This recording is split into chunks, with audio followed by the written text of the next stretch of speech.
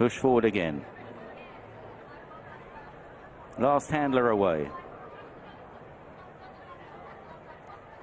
1 or 2 restless in the gate. Oh, just another bottle reared. Stall 1, just as the stall's open, has blown it completely. Mountain Peak away well on the right. Live in the Dream showing lots of speed. Live in the Moment also showing speed as well. Live in the Dream on this left-hand side in the light blue cap. It's T Spirit that leads them from King of Stars and Live in the Dream on the left, chased by Sure Welcome and the Greatest Showman. King of Stars down the centre more with Tone the Barone and also Live in the Moment. Fine Wine in the headgear, and still Mountain Peak showing lots of speed on the right from Equality.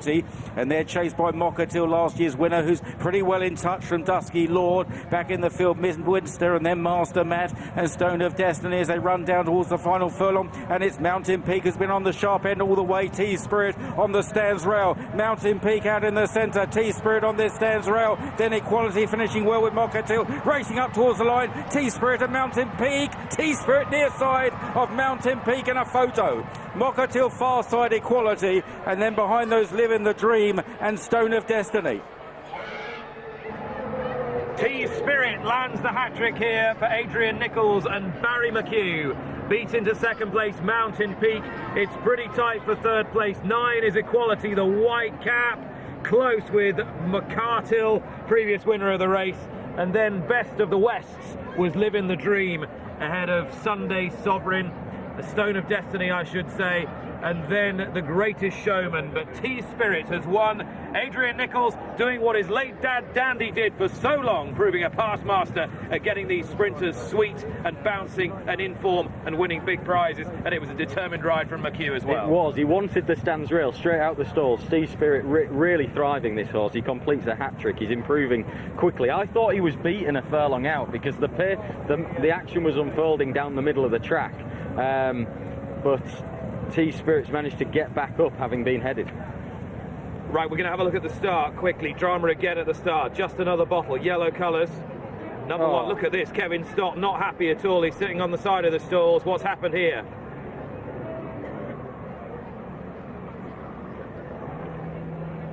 Sits back on the gate. No chance. Completely blows it, basically a non-participant. Here is in that the outcome of the photo finish for first place.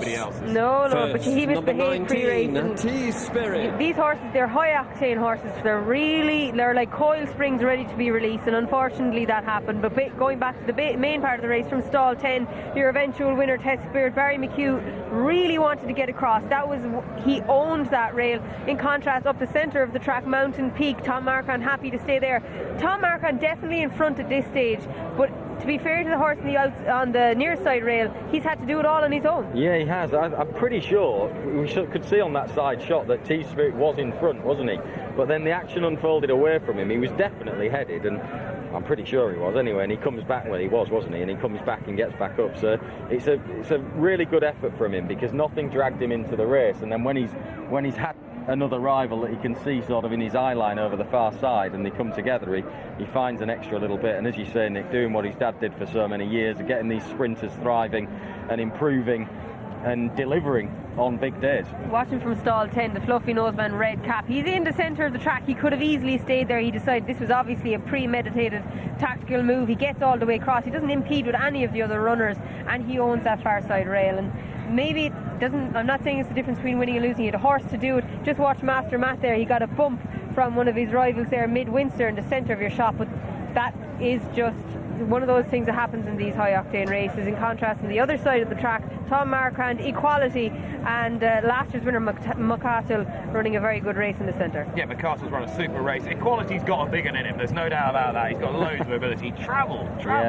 Yeah, he does. And he's a horse that loves these fast-paced scenarios. Equality. He's run a good race, hasn't he? And plenty of them have. The horse is right in the centre. Sort of mid-draws seem to have struggled a little bit. Well, not mid-draws, but mid positions on the track as the race developed. It sort of developed right down the far side and then right up the near side in terms of where all the principles have come from. Mountain Peak's shown a lot of pace for a horse who's won over 7 furlongs, hasn't he? Yeah. I think he could go 5 and 6 if Ed Walker wanted him to. Yeah. He's probably just burst soon enough, hasn't he? He's really burst through from the 2 to the 1. There's not much left then. There isn't. He looked all over the winner under Tom Markwood, who's having a good day. It is just another bottle. I'm sorry to torture you with this if you back this horse or if you own him. Yeah.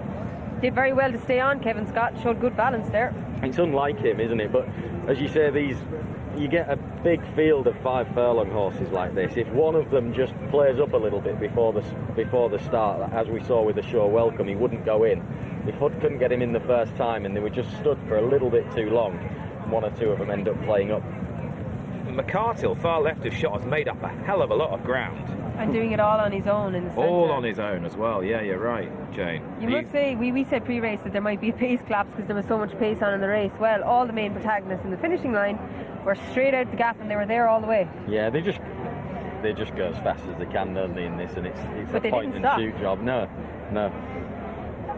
Brings back many, many happy memories of Dandy Nicholls mopping up these sprint handicaps. Barely a Wokingham or a Stewards Cup or a Dash or an Air Gold Cup or a Portland would go by without you immediately being drawn to the D Nicholls runner, and it's lovely to see Adrian doing so well. It is, and there's surely, yeah, he's surely sort of following the methods, isn't he, that Dandy used, I'm sure, and it delivered for so many years, so many big results in these races. Why wouldn't you? And Adrian obviously doesn't have quite the same string in terms of numerically, I suppose, that his dad had at his peak, but he could get there if he keeps getting results like this.